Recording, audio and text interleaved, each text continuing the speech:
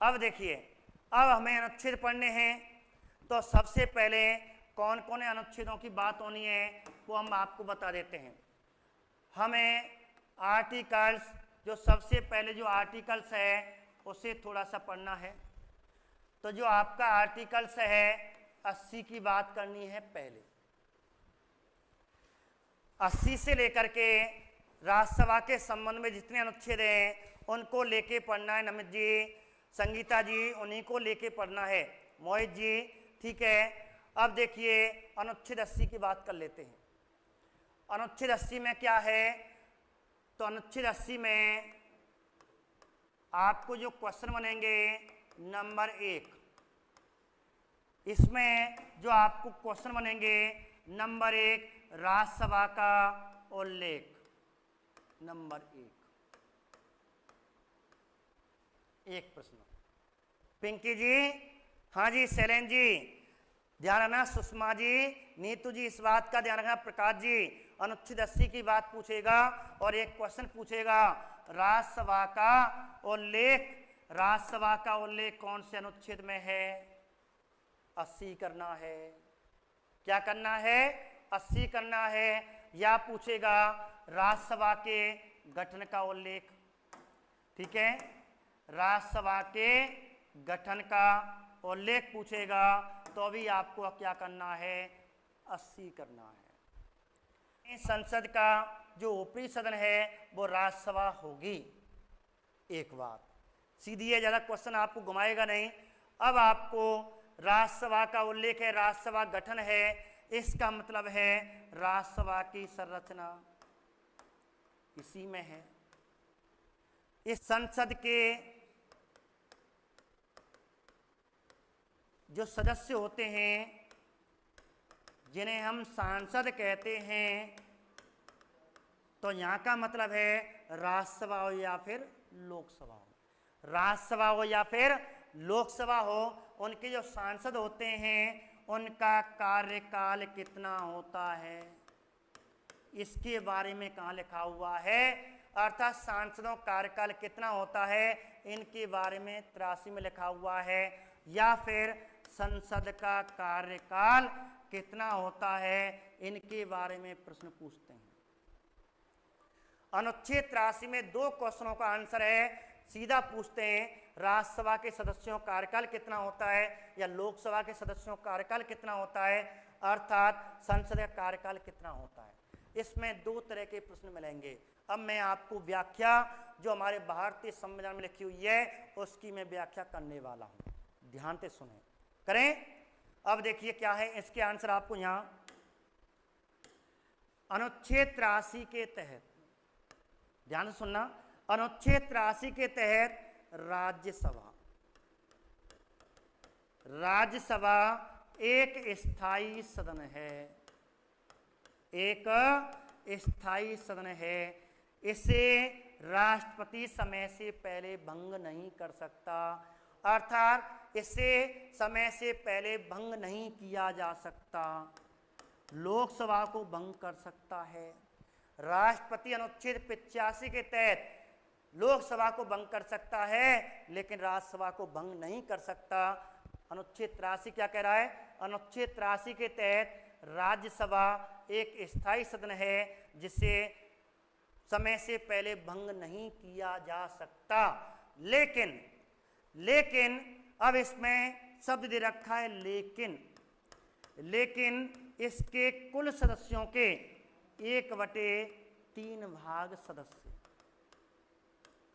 जैसे कुल सदस्य हैं हमारे यहाँ, जैसे निर्वाचित 233 + 12 की बात करें तो निर्वाचित की बात करें 233 का 1/3 सदस्य, अर्थात लेकिन 1/3 सदस्य प्रति कितने वर्ष बाद, ये सब क्वेश्चन बनते हैं, प्रति 2 वर्ष बाद सेवानिवृत्त हो जाते हैं। हाँ जी, राज्यसभा एक सदन जिसे ना तो समाप्त किया जा सकता है ना भंग किया जा सकता है, यही अनुच्छेद कहता है। बहुत बढ़िया प्रश्न है ये, रश्मि जी ध्यान रखना। तो राज्यसभा एक स्थायी सदन है जिसे भंग नहीं किया जा सकता, लेकिन इसके 1/3 सदस्य प्रति 2 वर्ष बाद सेवानिवृत्त हो जाते हैं और इनके ही स्थान पर पुनः नए सदस्यों का पुनः निर्वाचन कर लिया जाता है। ये दे रखा है। अब इसमें क्वेश्चन आपके कितने बन गए, अब मैं बताता हूं। ये तो संविधान में ये लाइन लिखी हुई है, संविधान में केवल ये लाइन लिखी हुई है, अनुच्छेद 83 में केवल ये लाइन लिखी हुई है। अब इसमें से प्रश्न क्या बनेंगे, अब हमें प्रश्न निकालने हैं। नंबर 1, निम्न में से कौन सा है स्थायी सदन है राज्यसभा, कहाँ लिखा हुआ है 83 में। नंबर 1, निम्न में से देश का ऐसा सदन, निम्न में से देश का ऐसा सदन जिसे भंग ना तो समाप्त किया जा सकता है ना ही भंग किया जा सकता है, वह कौन है, राज्यसभा। नंबर अगला, राज्यसभा का कार्यकाल कितना होता है, कभी भंग नहीं कर सकते। ऑप्शन में होगा, क्वेश्चन पूछेगा राज्यसभा कार्यकाल कितना होता है, तो आपको आंसर उसमें ऑप्शन ढूंढना है, इसे कभी भी भंग नहीं किया जा सकता। ये होगा। अगला क्वेश्चन होगा कि प्रति 2 वर्ष बाद कितने सदस्यों सेवानिवृत्त हो जाते हैं, तो आपको 1/3, 1/4, 2/3 ऐसे क्वेश्चन आएंगे और आंसर 1/3 करना है। अगला क्वेश्चन पूछेगा राज्यसभा के कितने वर्ष बाद 1/3 सदस्य सेवानिवृत्त हो जाते हैं, तो आपको आंसर 2 वर्ष बाद आंसर देना है, 2 वर्ष बाद आंसर देना है। एक क्वेश्चन, अगला क्वेश्चन बनेगा, अब आगे क्वेश्चन बनेगा राज्यसभा के सदस्यों का कार्यकाल कितना होता है। अब इसी में आगे लिख रखा है जिनके सदस्यों कार्यकाल, आगे इसी में लिख रखिए 6 वर्ष होगा। अर्थात सदस्यों का कार्यकाल पूछे, सदस्यों का कार्यकाल कितना होता है, तो आंसर करना है 6 वर्ष। बनेंगे प्रश्न, दोबारा सुने। अब मैं आपको अनुच्छेद 83 के बारे में दोबारा व्याख्या बता रहा हूं। व्याख्या है, क्वेश्चन तो हमने अपने आप निकाले हैं। अनुच्छेद 83 में क्या लिखा हुआ है, अनुच्छेद 83 के तहत राज्यसभा एक स्थायी सदन है जिसे समय से पहले भंग नहीं किया जा सकता, लेकिन 1/3 सदस्य प्रति 2 वर्ष बाद सेवानिवृत्त हो जाते हैं, उनके स्थान पर नए सदस्यों का निर्वाचन कर लिया जाता है जिनका कार्यकाल 6 वर्ष होता है। केवल इतना लिखा हुआ है। उपसभापति बताएंगे, उपसभापति कहाँ लिखा हुआ है, 89 में लिखा हुआ है। ठीक है, यहाँ तो मैं केवल सदस्यों की बात कर रहा हूँ, वो तो मैं एक्स्ट्रा लिखा देता हूँ, यहाँ मैं केवल अनुच्छेदों की बात कर रहा हूँ। ठीक है, अब देखिए ये तो है 83 में लिखा हुआ, बस 83 में इतना लिखा हुआ। अब बात करते हैं, ठीक है, स्क्रीनशॉट ले लेना। अब बात करते हैं 84 की, आ जाइए। अब 84 में क्या लिखा हुआ है, अनुच्छेद, ध्यान से सुने, अनुच्छेद 84 में कहते हैं संसद के सदस्यों की योग्यताएं लिखी हुई हैं। संसद के सदस्यों की अर्थात सांसदों की योग्यताएं लिखी हुई हैं। क्या लिखी हुई है, योग्यता। ये है, सीधा प्रश्न आए, संसद के अर्थात सांसद के सदस्यों की योग्यताएं लोकसभा हो या राज्यसभा हो, अनुच्छेद पूछे जा रहे हैं, तो आपको 84 करना है। सांसद के सदस्यों की योग्यताएं कहाँ दे रखी हैं, तो आपको आंसर 84 करना है। अब योग्यताओं में आपको क्या पढ़ना है, अब इसमें विशेष करके योग्यता में क्या पढ़ना है, योग्यता में न्यूनतम उम्र पढ़नी है। ये प्रश्न बनता है आपको। भाई 4 योग्यताएं फिक्स हैं भारत का नागरिक हो, ये मैंने आपको बता रखा है। जब मैं राष्ट्रपति पढ़ाया था, उपराष्ट्रपति, प्रधानमंत्री पढ़ाया था, भारत का नागरिक हो, भारतीय नागरिकता होनी चाहिए, लाभ के पद पे ना हो, कॉमन है। नंबर 3, पागल ना हो, दिवालिया ना हो। 4 तो कॉमन है, इससे बार बार नहीं बताता। अब इसके में जो एक्स्ट्रा है आपको याद करनी है कि संसद की न्यूनतम उम्र याद करनी है। ये क्वेश्चन पूछे जाते हैं और टेट में ये क्वेश्चन पूछा गया है। राज्यसभा के सदस्यों की न्यूनतम उम्र कितनी होती है, तो यहाँ बात कर रहे हैं केवल राज्यसभा के सदस्यों की बात कर रहे हैं केवल राज्यसभा के सदस्यों की बात कर रहे हैं, तो राज्यसभा के सदस्यों की न्यूनतम उम्र कितनी होती है? 1। और राज्यसभा के सदस्यों में से ही उपसभापति चुना जाता है, अपने में से एक होता है, इसका मतलब इसकी न्यूनतम उम्र भी। उपराष्ट्रपति हमने पढ़ा दिया, सभापति वहां पढ़ा दिया, तीनों भाइयों में अलग पढ़ा दिया, यहाँ सदस्य उपसभापति बात कर रहे हैं, तो न्यूनतम उम्र कितनी होती है? 30 वर्ष होती है, अर्थात 30 वर्ष होगी, क्योंकि सदस्यों में से ही उपसभापति 89 के तहत चुना जाता है। उपसभापति का पद पूछ रहे थे, वो आगे आने वाला है। तो सदस्यों में से ही उपसभापति बनना है, तो आपको आंसर करना है सदस्यों की न्यूनतम उम्र 30 वर्ष होती है, जबकि सभापति की 35 होती है, उपराष्ट्रपति होता है, जबकि इनके राज्यसभा के सांसदों की 30 वर्ष होती है, और उपसभापति इन्हीं में से होता है, तो इसकी भी 30 वर्ष होगी। बस इतना याद कर लेना 84 में, और कुछ याद मत करना। 85 मैंने बता रखा है, बताओ क्या है 85 में? 85 में संसद के 3 सत्र बता रखे हैं, राष्ट्रपति में बता रखे हैं, यहाँ पढ़ लेना। 86 में राष्ट्रपति का संवेद अभिभाषण बता रखा है, 87 में राष्ट्रपति का विशेष अभिभाषण राष्ट्रपति टॉपिक में देख लेना, यहाँ मैं नहीं बता रहा। 85, 86, 87, 88 महान्यायवादी मैंने बता रखा है डायरेक्ट। अब 89 पहुंचेंगे। 85 में संसद के सत्र पढ़ लेना, वीडियो देख लेना राष्ट्रपति के। 86, 87 में 86 में संवेद अभिभाषण है राष्ट्रपति का विशेष अभिभाषण 87 में है। 88 महान्यायवादी के आपके क्षेत्र दे रखे हैं। महान्यायवादी संसद के दोनों सदनों में बैठ सकता है, भाग ले सकता, लेकिन वोट नहीं डाल सकता। पढ़ाया नहीं पढ़ाया वहीं देख लेना, समय में यहाँ नहीं खराब कर रहा, आपको वीडियो हैं दोबारा उनका रिवाइज कर लेना। 85, 86, 87, 88, ठीक है। अब बात करते हैं, सीधे हम बात करते हैं किस पे? 89 पे पहुंचते हैं। अब 89 पे बात करते हैं, ध्यान से सुनना। अब बच्चे कह रहे थे कोई पेपर हुआ उसमें पूछा गया था उपसभापति, अभी एसएससी किसके हो रहे हैं उनमें एक क्वेश्चन आया था, उपसभापति राज्यसभा का जो उपसभापति होता है, उपाध्यक्ष होता है, उसका पद कहाँ लिखा हुआ है? हाँ जी सुषमा जी, उसका पद कहाँ लिखा हुआ है? तो ध्यान रखना, उसका पद आपको आ जाए, उपसभापति का पद पूछे, उपसभापति के पद का उल्लेख पूछे, तो आपको ध्यान रखना सभापति अनुच्छेद 63 में 89 के तहत पदाधिकारी दे रखे हैं। आपको यहाँ ध्यान रखना 89 में पदाधिकारी दे रखे हैं, लोकसभा के हों या राज्यसभा के हों। अनुच्छेद 89 में क्या रखा है? संसद के पदाधिकारी, संसद के पदाधिकारियों का उल्लेख है। और इसी के तहत अनुच्छेद 89 के तहत कहा गया है राज्यसभा के सदस्य, राज्यसभा के सदस्य जैसे वर्तमान में कितने हैं?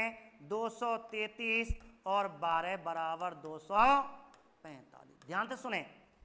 अब अनुच्छेद 89 कहता है राज्यसभा के सदस्य अपनों में से ही एक, क्या?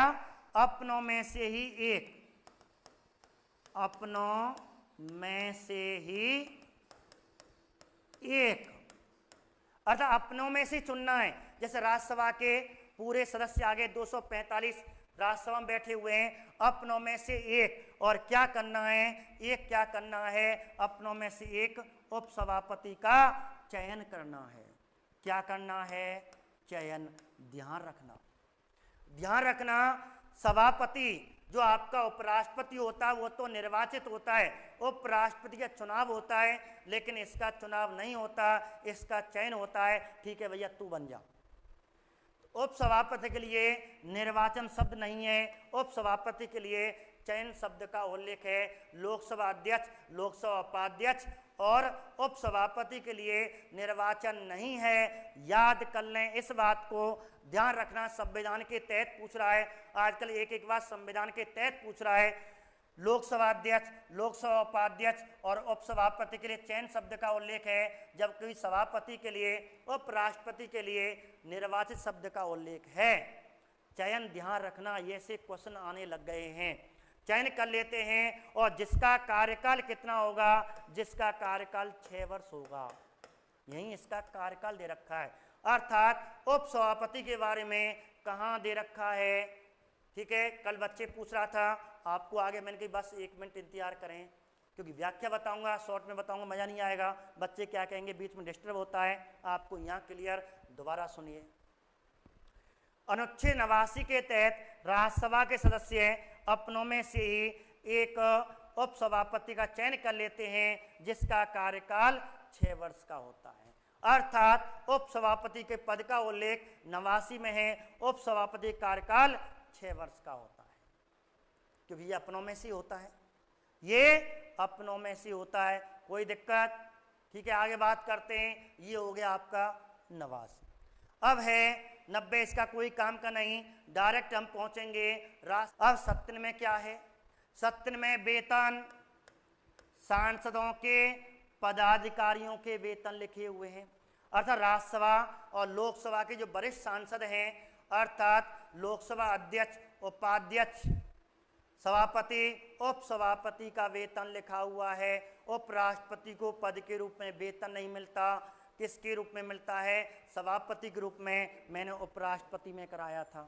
अर्थात यहाँ आपके केवल किनके उल्लेख हैं, सभापति के वेतन का उल्लेख है, और स्पीकर लोकसभा अध्यक्ष के वेतन है, और उपाध्यक्ष लोकसभा के उपाध्यक्ष का वेतन है, और उपसभापति का वेतन है। इसे तो वरिष्ठ सांसद के रूप में है। तो आपको ध्यान रखना, वर्तमान में आपको सभापति का वेतन और स्पीकर का वेतन ध्यान रखना है, ठीक है। इनको कैबिनेट मंत्री के रूप में मिलते हैं। सभापति का वेतन और स्पीकर का वेतन बराबर होगा, स्पष्ट लिखा हुआ है। तनख्वाह लिख रही है, बहुत बढ़िया। बताइए दोनों को कितना वेतन मिलता है। ये पदाधिकारी के जो अध्यक्ष होते हैं उनको 4 लाख रुपए प्रति माह मिलता है। अर्थात सभापति और स्पीकर का वर्तमान वेतन 4 लाख रुपए प्रति माह है। क्लियर, ठीक है। बाकी आपको लोकसभा अध्यक्ष में इसकी विस्तार से बात करेंगे, केवल हम राज्यसभा की बात को लेकर के चल रहे हैं। तो सभापति को वेतन अर्थात उपराष्ट्रपति का जो वर्तमान वेतन है 4 लाख रुपए है, और उपसभापति को एक कैबिनेट मंत्री के रूप में वेतन, वरिष्ठ कैबिनेट एक सांसद के रूप में वेतन है 1 लाख रुपए प्लस उसका वेतन भत्ता मिलता है, ठीक है। अब बात करते हैं 98 की बात करते हैं। कल मैं करंट पूछूंगा, अध्यक्ष उपाध्यक्ष सीटें कौन कौन सदस्य हैं। कल केवल राज्यसभा की करंट चलेगी, राज्यसभा की करंट चलेगी। कल आपको करंट याद करके आनी है। हाँ जी, 98 में सचिवालय है, अर्थात राज्यसभा लोकसभा के सचिवालय का उल्लेख, अर्थात संसद के सचिवालय का उल्लेख, संसद के सचिवालय का उल्लेख लिखा हुआ है, राज्यसभा हो या लोकसभा। अब यह अनुच्छेद 98 में क्या कहता है, संसद के प्रत्येक सदनों के अलग अलग सचिवालय होंगे, जो कहाँ होंगे, नई दिल्ली में होंगे। अर्थात संसद के सचिवालय का मुख्यालय नई दिल्ली में होगा। संसद के सचिवालय का उल्लेख नई दिल्ली में होगा। कौन से अनुच्छेद के तहत, तो संसद के सचिवालय का उल्लेख कहाँ है, इसका मतलब है संसद के सचिवालय का मतलब है राज्यसभा का सचिवालय भी यहीं लिखा हुआ है और लोकसभा का सचिवालय भी। तो संसद दोनों आ गई। तो राज्यसभा का सचिवालय नई दिल्ली में होगा, किसके तहत, 98 के तहत। लोकसभा के सचिवालय नई दिल्ली में होगा, किसके तहत, 98 के तहत। आपका 97 वेतन हो गए, 98 सचिवालय हो गया, 99 में शपथ हो गई। बहुत बढ़िया सीमा जी, 99 में शपथ दे रखी है। अब बात करेंगे सांसद, राज्यसभा के जो सांसद होते हैं इनको शपथ कौन दिलाता है, नंबर 1 या राज्यसभा के सांसद या राज्यसभा का उपाध्यक्ष होता है, अर्थात उपसभापति, उसको शपथ कौन दिलाएगा। भाई सभापति अर्थात उपराष्ट्रपति शपथ कौन दिला रहा है, राष्ट्रपति दिला रहा है। सभापति उपराष्ट्रपति को शपथ तो राष्ट्रपति दिला रहा है, वो तो यहाँ है ही नहीं है। अब बात कर रहे हैं उपसभापति की बात कर रहे हैं हम, किसकी बात कर रहे हैं, उपसभापति की, ठीक है। अब उपसभापति को शपथ ध्यान रखना, उप सभापति को शपथ नहीं दिलाई जाती क्योंकि वह पहले से ही सदस्य है, वो पहले से ही सांसद के रूप में और किससे शपथ ले चुका होता है, सभापति थे। अर्थात केवल सभापति सांसदों को शपथ दिलाता है, राज्यसभा के सदस्यों को शपथ दिलाता है, उप सभापति पहले सांसद होता है, जीत करके आता है, पीछे पद ग्रहण करता है, इसलिए से शपथ नहीं दिलाई जाती। ठीक है, तो उपसभापति को शपथ नहीं दिलाई जाती क्योंकि वह पहले से ही सांसद के रूप में सभापति उपराष्ट्रपति शपथ ले चुका होता है। यहां प्रोटेम स्पीकर नहीं होता, यहां प्रोटेम स्पीकर नहीं होता। आप याद रखें, राज्यसभा के सदस्यों की शपथ का उल्लेख 99 में है और राज्यसभा के सांसदों को शपथ सभापति दिलाता है, लेकिन उपसभापति कोई दिलाता नहीं, लेकिन सभापति को राष्ट्रपति दिलाता है, अर्थात उपराष्ट्रपति को राष्ट्रपति दिलाता है। अब आ जाइए 100 में क्या है, गणपूर्ति। गणपूर्ति को क्या कहते हैं, कॉलम पूर्ति।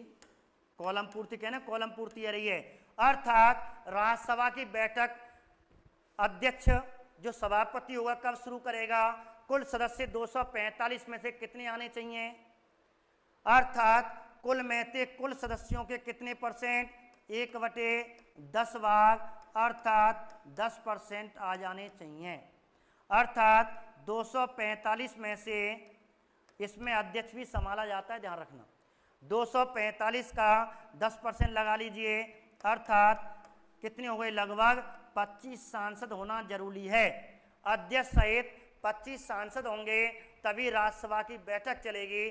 सीधी बात आती है, गणपूर्ति, संसद की गणपूर्ति राज्यसभा की पूछे, लोकसभा की पूछे तो गणपूर्ति का उल्लेख कहाँ है, ये पिछली बार क्वेश्चन पूछा गया है शिक्षक भर्ती में, आपको गणपूर्ति पूछी थी तो गणपूर्ति का उल्लेख कितना है, 100 है। और आपको रीट में पूछा था गणपूर्ति कितनी होती है, रीट में ये क्वेश्चन आया था, गणपूर्ति कितने भाग होती है, 1/10 भाग होती है, आंसर 1/10 भाग था। ठीक है, तो इस प्रकार ये क्लास हुई।